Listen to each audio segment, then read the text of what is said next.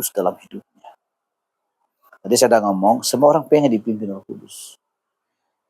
Tapi tidak pernah menyadari atau tidak mau dipimpin oleh Roh Kudus.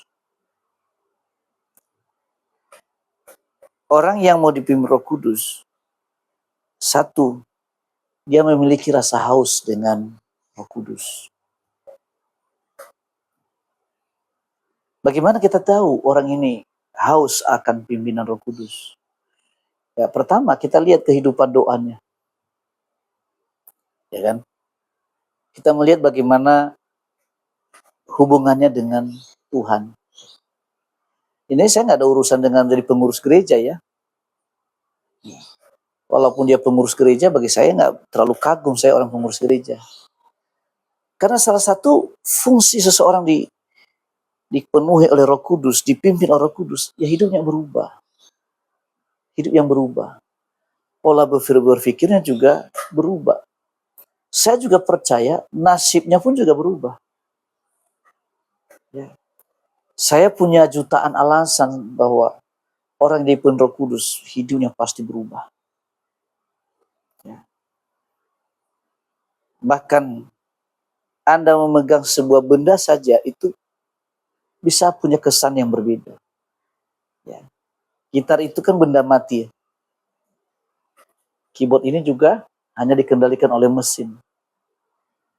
Tapi kalau di tangan orang yang diurapi Tuhan, kita bisa mendengar suara itu dengan cara yang berbeda. Ya kan? Pernah melihatkan pemain musik kan? Padahal sebetulnya musik itu sama aja. Kuncinya sama. Tapi ketika seseorang menyentuh sebuah tus itu, ada sentuhan yang tidak bisa digambarkan. Ya.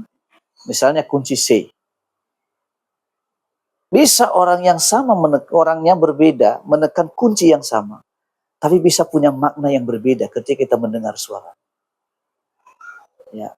Suaranya tak sama, tapi suara itu berbeda. Kenapa? Ada pengurapan Tuhan yang sedang mengalir. Pokoknya sedang gini nih. Semua orang kan bisa bicara firman, betul kan? Bahwa Yesus itu tabib yang ajaib. Semua kan percaya tak? Oke. Tapi tidak semua orang bisa membuktikan bahwa Tuhan Yesus itu tabib yang ajaib. Betul nggak? Nah gini, waktu lalu kan kami 3 kali tembak, satu di sini, habis dari sini tuh kami ke kota, habis dari lagi kami doa di tempat lain. Doa. Ya pokoknya di daerah kota. Nah kami itu mendoakan oma-oma. Oma-oma itu udah bengkak sana sini. Udah seram gitu ya. Nah, kita doa sama-sama. Habis kita mendoakan, habis itu kita lupa, udah kita pulang kan. Nah besok, nggak lalu 2 minggu kemudian, 2 minggu lalu atau berapa ya.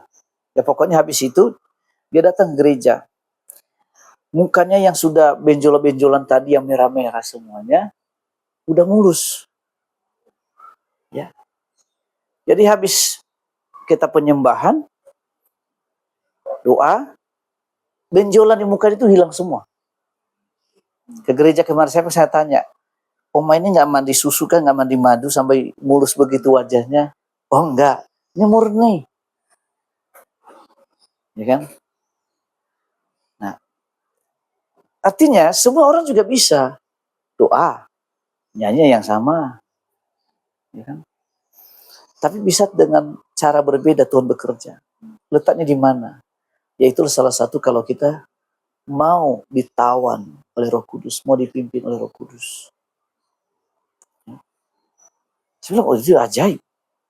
Nah, tidak lama kemudian kita doakan, tiba-tiba penuh Roh Kudus. Ini belum dibaptis. Tiba-tiba penuh Roh Kudus, tiba-tiba bisa berbahasa roh. Ya, saya juga heran. Ada orang yang sudah lama ikut saya di gereja, sampai hari ini nyembah juga diam kayak tiang listrik kalau di gereja. Ada juga begitu. Ya kan? Nah makanya dalam hal ini kalau kita nggak penuh Roh Kudus, kita akan jenuh menjadi orang Kristen.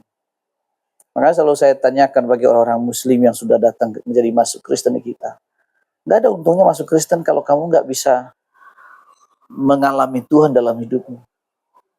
Karena jangan salah, gereja itu perkumpulan orang nggak beres, ya kan? Nanti kamu bisa kecewa, tapi kalau kamu mengalami perjumpaan dengan Tuhan, kamu nggak akan pernah kecewa dalam hidup ini. Ya.